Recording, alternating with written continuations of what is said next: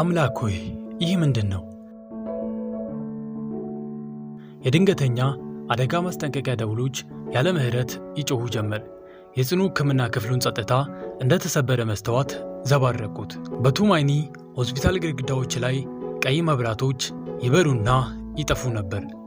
ነርሶች ይሮጣሉ፣ ሐኪሞች ይጮሃሉ፣ ማሽኖች በፍርሃት የተሞላ የኤሌክትሮኒክስ ድምፅ ያሰማሉ። በጠባቧ አልጋ ላይ ጃባሪ ፊቱ ነጥቶና ዝም ብሎ ተኝቷል። ደረቱ የሚንቀሳቀሰው ማሽኑ አየር እንዲገባና እንዲወጣ ስለሚያስገድደው ብቻ ነበር። እያንዳንዱ የልብ ምት እንደ ብድር የሚቆጠር፣ እያንዳንዱም ሰከንድ ደግሞ የተዘረፈ ይመስላል። ዶክተር ሙሳ የማሽኑን መቆጣጠሪያ ሲመለከት በግንባሩ ላይ ላብ ይንጠባጠብ ነበር። የኦክሲጂን መጠኑ በከፍተኛ ሁኔታ እየቀነሰም ነበር። የልብ ትርታው የተዛባ ነው። ምንም ምክንያት ሊገኝ አልቻለም። 18 ስመጥር ባለሙያዎች ሞክረው ነበር። 18 ታላላቅ አእምሮች አሁን ተሸንፈዋል። በሽታው ምን እንደሆነ አልታወቀም፣ መፍትሄውም አልተገኘም። ቀስ በቀስ ሕይወቱ እየጠፋ ያለ ወጣት ብቻ ነበር የቀረው። ሰላም እንደምን አላችሁልኝ ውድ የቻናሌ ቤተሰቦች፣ ቪዲዮውን እስከ መጨረሻ ድረስ ስለምትከታተሉ በጣም አመሰግናችኋለሁ። ሐሳብ አስተያየታችሁን ኮመንት ላይ አስቀምጡልኝ። እንዲሁም ይህንን ቪዲዮ ስትጀምሩት ሁላችሁም ላይክ ማድረጋችሁ እንዳትረሱ። ለዚህ ቻናልም አዲስ ከሆናችሁ ቀጣይ እንደዚህ አይነት ተመሳሳይ ቪዲዮዎች እንዲደርሳችሁ ቻናሉን ሰብስክራይብ አድርጉ።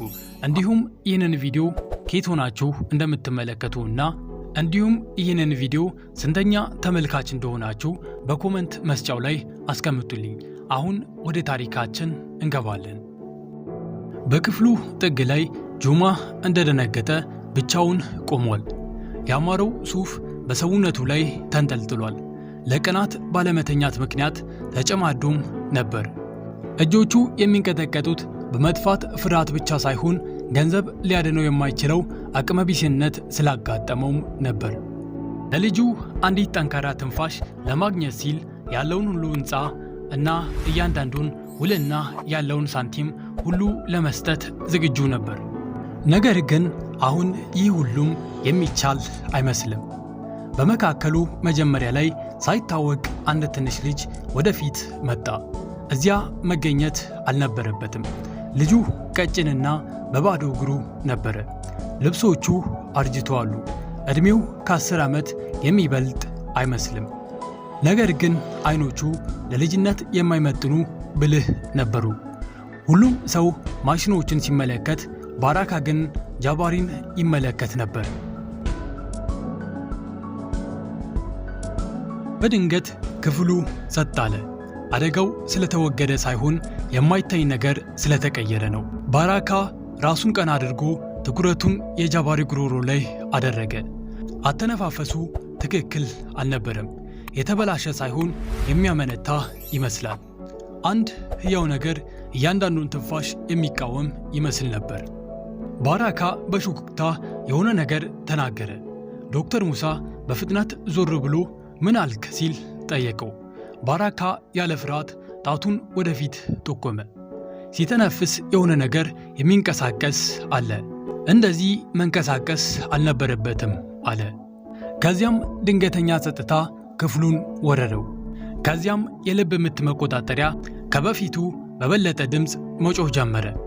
ጃባሪ በሕይወትና በሞት መካከል በጠባብ ክር ላይ ተንጠልጥሎ ባለበት በዚያ አስፈሪ ቅጽበት ሁሉም ሰው የማይታሰብ እውነታ ተገነዘበ። ምናልባት ይህ ልጅ ትክክል ሊሆን ይችላል። ያልታሰበው ከመከሰቱ በፊት ግን ወደ ኋላ ተመልሰን ይህ አስደሳች ጉዞ የተጀመረበትን ጊዜ ማየት አለብን።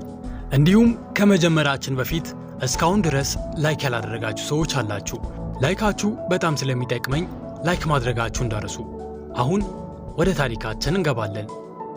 ጠዋቱ በወርቃማ ኮረብታ ላይ በቀጭን ዝናብ ተጀመረ። ጁማ ይህ ሰላም ዘላቂ እንደሆነ ያምን ነበር።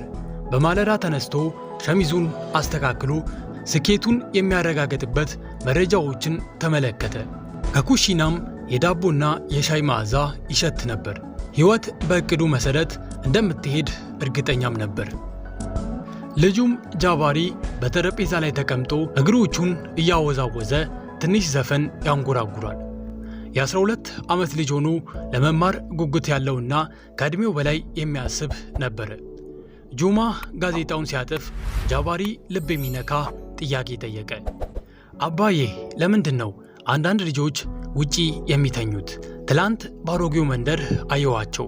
በጣም በርዷቸዋል፣ የተረሱም ይመስላሉ አለ። ጁማ ለጥቂት ጊዜ ንግግር አጣ። ስለ ሕይወት አስቸጋሪነት፣ ስለ ሥርዓቱና ምክንያቶች እንዲሁም ስለ ስብሰባዎች ማውራት ጀመረ። ጃባሪ ሰምቶ በቀላሉ እንዲህ አለ። ትርፍ ካለን ለምን አንረዳቸውም አለ። ዝናቡም በመስታወቱ ላይ የመታ እሱ ባወራው ነገር የሚስማማ ይመስላል። ጁማ በኋላ እንነጋገራለን ብሎ ቃል ገባለት። ግንባሩን ስሞ ወደ መኪናው ሄደ። ከዚህ በኋላ ግን አልተመለሰም። በቀትር ላይ ከትምህርት ቤት ስልክ ተደወለ። ጃባሪ በትምህርት መካከል ራሱን ስቶ ወድቋል። ምንም ምልክት አልነበረም፣ ምንም በሽታም አልነበረም። ጁማ ሆስፒታል ሲደርስ ጃባሪ በተለያዩ ገመዶች ተከቦ ዝም ብሎ ተኝቶ አገኘው። ዶክተሮቹ በጥርጣሬና በጥንቃቄ ያወሩ ነበር። ምርመራዎች ተጀመሩ።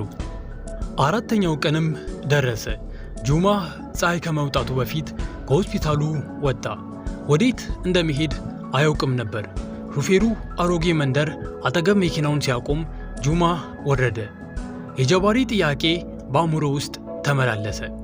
እዚህ አቁም አለ ሹፌሩን።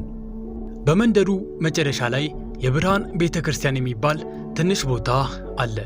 ከዚያም ማማ ግሬስ የምትባል አንዲት አረጋዊ ሴት አገኘ። ልጆችን በደግነት ትንከባከባለች። ጁማ ስለ ጃባሪና ስላጋጠመው ነገር ነገራት። እሷም ተስፋ አይጠፋም፣ ይደበቃል እንጂ ተስፋ መቼም አይጠፋም አለች።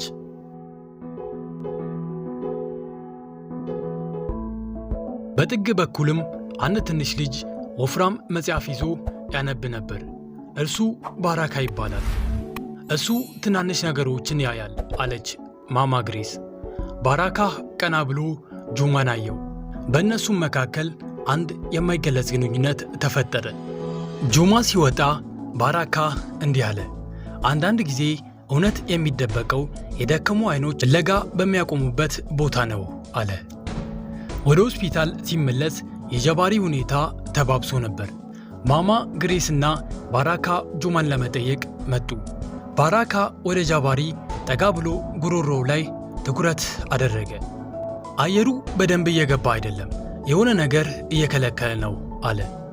ዶክተር ሙሳ ሁሉንም ነገር መርምረናል ሲል መለሰለት። ባራካ ግን ጉሮሮ በሚታጠፍበት ቦታ ላይ የሆነ ነገር አለ ሲል አጥብቆ ተናገረ። ከሌሊቱ 10 ሰዓት ላይ የኦክሲጅን መጠኑ በድንገት ወደቀ። ዶክተር ሙሳ ካሜራ አስገብቶ በጥንቃቄ መመርመር ጀመረ። መጀመሪያ ላይ ምንም አልተገኘም። ነገር ግን ባራካ ወደ ኋላ ይመለስ አለ። በስክሪኑም ላይ የሆነ ነገር መታየት ጀመረ። ብረት ወይም ፕላስቲክ ሳይሆን አንድ ትንሽ ነፍሳት፣ እንደ ዝንጅብል አይነት የሆነ ትል በጉሮሮ መታጠፊያ ውስጥ ተጣብቀውም ነበር። ያ ፍጡር እንደ ባልብ ሆኖ በመስራት ጃባሪ ሲተነፍስ አየር ይከለክልለታል። ምንም አይነት እስካን አላገኘውም ነበር። ዶክተሩ በጥንቃቄ አወጣው። ወዲያውኑ ጃባሪ በጥልቀት ተነፈሰ። ማሽኖቹም ጩኸታቸውን አቆሙ። ሕይወቱም ተመለሰች። አባዬ፣ አንድ ልነግርህ የሚፈልገው ነገር አለ። ትምህርት ቤት ውስጥ ሉካስ የሚባል ልጅ ገፋኝ። ያን ጊዜ የሸንኮራ አደጋ እያኘኩኝ ነበር።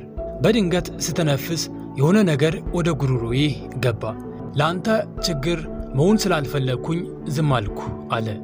ጁማ የልጁ ዝምታና ስቃይ በመስማቱ ከፍተኛ እፍረት ተሰማው። ከዚያም ጁማ የሉካስ አባት ከሆነውና ስሙን ለማጥፋት ከሚዝተው ባለሀብት ጋር ከኤሊ ጋር ተገናኘ።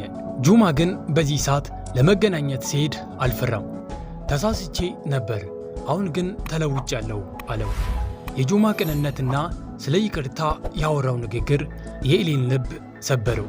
ኤሊም ማስፈራሪያ ሰነዶቹን ቀደዳቸው። በመጨረሻም ጃባሪ በአልጋ ላይ ቀና ብሎ ተቀመጠ። ባራካም አጠገቡ ነበር።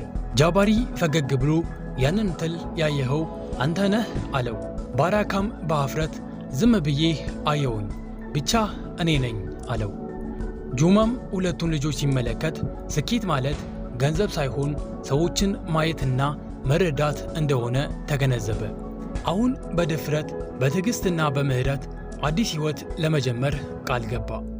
ሁል ጊዜም አብረን ነን ተባባሉ። እናም ቤተሰቦቼ የዛሬው ታሪካችን ይህንን ይመስላል። ታሪኩን እንደወደዳችሁት በጣም እርግጠኛ ነኝ፣ ምንም ጥርጥር የለብኝም። እና እስካሁን ድረስ ቪዲዮን ላይክ ያላደረጋችሁ ሰዎች ቪዲዮን ላይክ ማድረጋችሁ እንዳረሱ እና ሐሳብ አስተያየት ካላችሁ ኮመንት ላይ አስቀምጡልኝ። በቀጣይ እንዲስተካከል የምትፈልጉት ማንኛውም አስተያየት ኮመንት ላይ አስቀምጡልኝ። ለዚህ ቻናልም አዲስ ከሆናችሁ ሳብስክራይብ በማድረግ የቻናሉ ቤተሰብ አባል መሆን ትችላላችሁ። በቀጣይ ከዚህ በተሻለ በአሪፍ ቪዲዮ እስከምንገናኝ ድረስ ሰላማችሁን ያብዛልኝ።